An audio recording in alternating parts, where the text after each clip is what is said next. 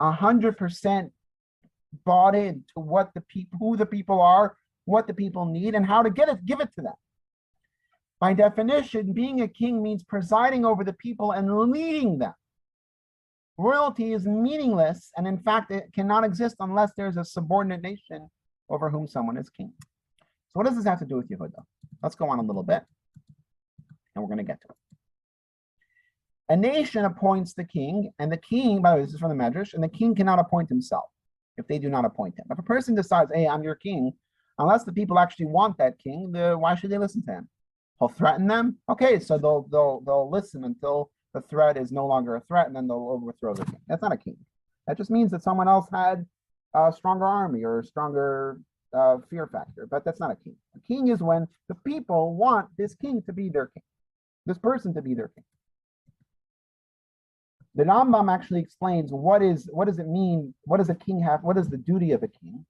Just as the Torah had granted the king great honor and obligated everyone to revere the king, so too the Torah commands the king to be lowly and empty at heart, as it is written regarding King David, my heart is void with me. Nor should he treat Israel with an overbearing haughtiness, as it is written, he should not lift up his heart above his brothers. He should be gracious and merciful to the small and to the great, involving himself in their good and welfare. He should protect the honor or even of even the humblest of men. When he speaks to the people as a community, he should speak gently, as it is written, listen, my brothers and my people. Similarly, it is written, if today you will be a servant to these people, you should always conduct himself with great humility. Okay. So what is a king? I'm sorry. What is the core attribute of a king? A king cannot be drawn in one specific direction. A king cannot be distracted or overtaken with a specific request or bias.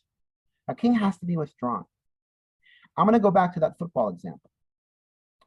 So while everyone else, and I don't know exactly what happened, I just noticed this and it stuck out with me a little bit. But when everyone else was all lining up to be a Reuben and to be the compassionate one and the one who's praying for this player and thinking about this player and you know, being the hero for this player, somebody actually has to think about, okay, what are we going to do now? We canceled the game. Are we going to, you know, what's the next step? You know, how do we make sure it doesn't happen again? How do we make sure that this, you know, how do we find out what the cause? Someone has to actually be leading the next steps. And that person has to be a person that has the strength and fortitude to take a step back and be able to make a decision. And not just on emotions, but with all the facts and with the full big picture. You know, why do we always say that, like, you know, someone has to have you know, be a visionary or have a big picture approach in order to lead, in order to succeed? Because if you're zeroed in on a very specific area of focus or a very specific area of interest or of a hobby or whatever it is, you can't, you know, unbiasedly see the bigger picture. That's what we need from a king.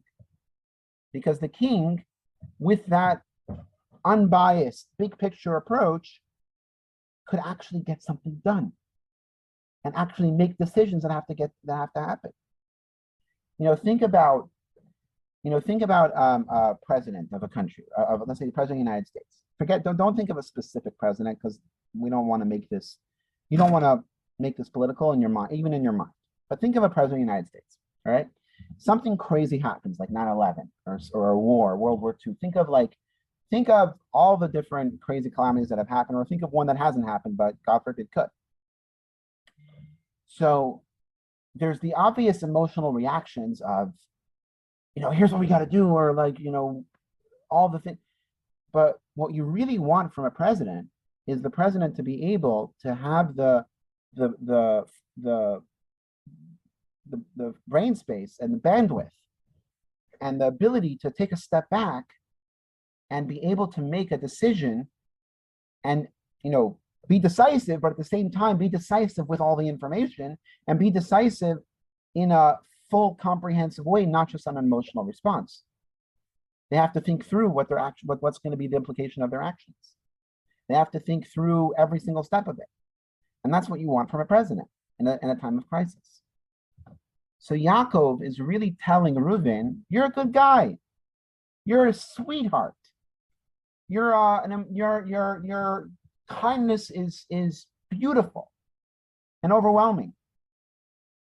But I can't put you in charge because you're too instinctive. I need someone withdrawn. We need someone who has bigger picture focus and is able to make those tough decisions in tough times. Because that's what a king is. Let's go further. This is a fascinating concept and one that, we're gonna unwrap it, but it's one that takes a lot of understanding to fully grasp. So the Rebbe explains further. Reuven had the restlessness of water and the hastened display to his anger, as concluding that his father's bed belonged to Leah's tent. He got upset at someone else and acted swiftly and immediately to interfere with his father's bed, thus hurting another person. This behavior is the opposite of helping others. All right, so therefore that's how you can see it as a negative.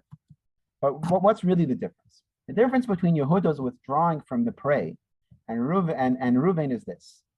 When Yehuda withdrew from the prey, he actually saved another person. This is where it gets really interesting. Let's go back to the story of Yosef, right? Reuven is the hero. Remember the story that we just talked about? Reuven saved his life, and he even had a plan. Throw him into the pit, and I'm going to come by later to save him. Reuven is the good guy.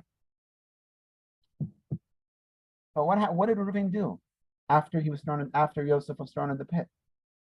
He went and he prayed, and he fasted to repent for his own sin. Wait a second. Somebody's life is at stake.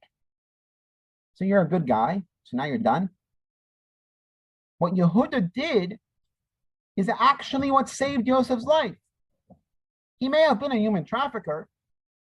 And on the books, it looks terrible, but he also knew that he is the leader of these people who want to kill him. So he can't say, let's free him, because then he'll no longer be king, and he'll be useless. And he definitely won't be able to save him at that point.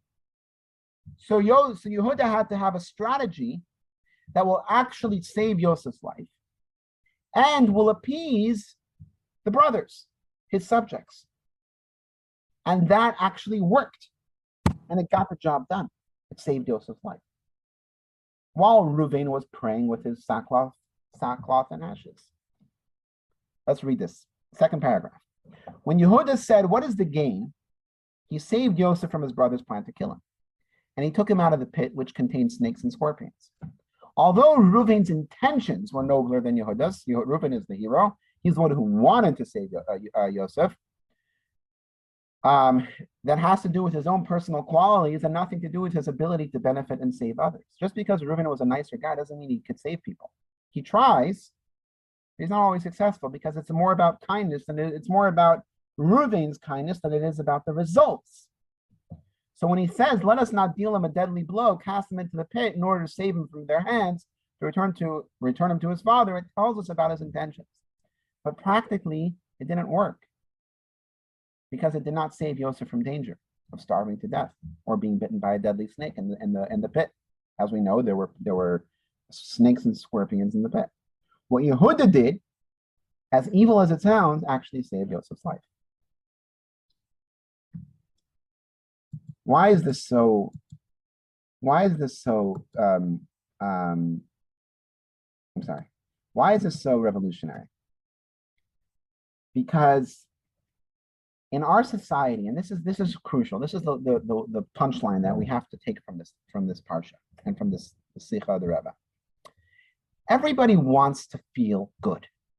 Okay? We go to shul sometimes because we want to feel connected. We want to feel like we did good. We do a mitzvah sometimes because we want to feel good. Or we forget about that for a second. When we look at other people, we are inspired by other people who do good, who have all these good intentions, give all these good speeches, and have the best, social media where they're just talking about how much good they do. We love that. We love Reuven's. Reuven's gets the most likes on Facebook and Instagram. Reuven is the one that is the ultimate woke hero. I don't mean woke, but I mean like Reuven is the guy. He's the one we all want, we all like. We can't stand Yehuda.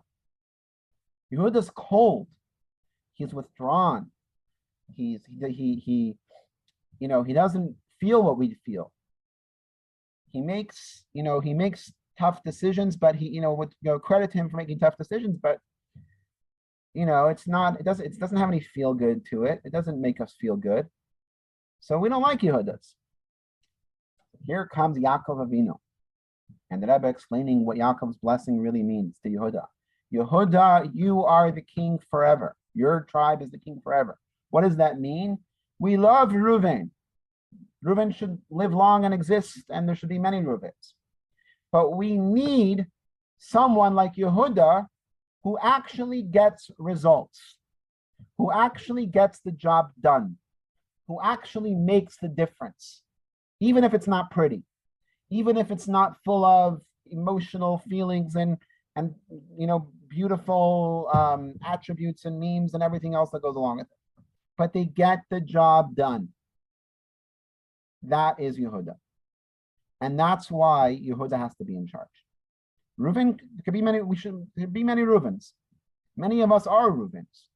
And there's nothing wrong with that. But we have to learn to look towards Yehuda when we need results. When we need results, Reuven will tell us and give us speeches and seminars about how important it is to be kind and fix the problems. It doesn't do anything. We need a Yehuda. We need a doer. We need someone who is an action, results-oriented person. That's the leader that we need. They're not always pretty. They're not always the best spoken. They're not always, they're not always the touchy-feely kind of person that everyone relates to. But they get it. They have the full picture. And they most importantly are focused on getting the job done. Very often, in many instances, there are leaders, not just in the Jewish community, but beyond, that have to make tough decisions. There were presidents, there were kings, there were prime ministers that had to make some tough decisions at many points in history that, had a lot of foresight in the sense that it wasn't an emotional, popular decision, but it was a decision that needed to be made in order to, at least what they thought would be able to have the results that were intended. That's a leader. And a leader needs to be able to do that. A leader needs to be able to not focus as much as on the emotional response, but on the effect and the impact and the results. Now, even if we are a Reuven, even if, let's say, a Reuven is our character trait, it doesn't mean we cannot apply the Yehuda factor to it. So let's not make this about who is a Reuven and who is the Yehuda as much as it is. Right now, we need to get something done. Something has to be done. So let's think Yehuda terms and not Reuven terms. If somebody needs we need someone to make a good speech, okay, we'll find a Reuven. But if we need a leader, we need someone who's going to get stuff done, we need a Yehuda. Or if we want to get something done, we need to apply the Yehuda method. What is the Yehuda method? It's focusing on results. What is this actually going to accomplish?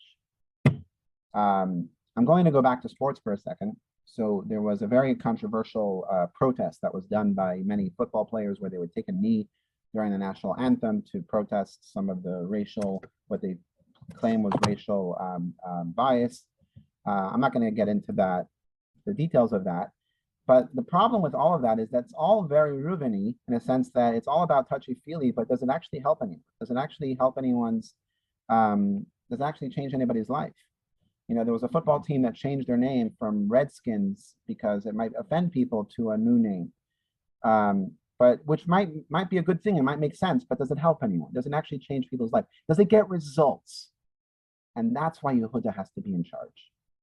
Because Yehuda is asking the question, what are the results? What is going to be the impact? Yehuda is not always the busiest. Yehuda is not always the hardest working person. Sometimes, maybe. But Yehuda is about what has to get done and how are we going to get it done? What's going to be the results? What's going to be the impact of our actions?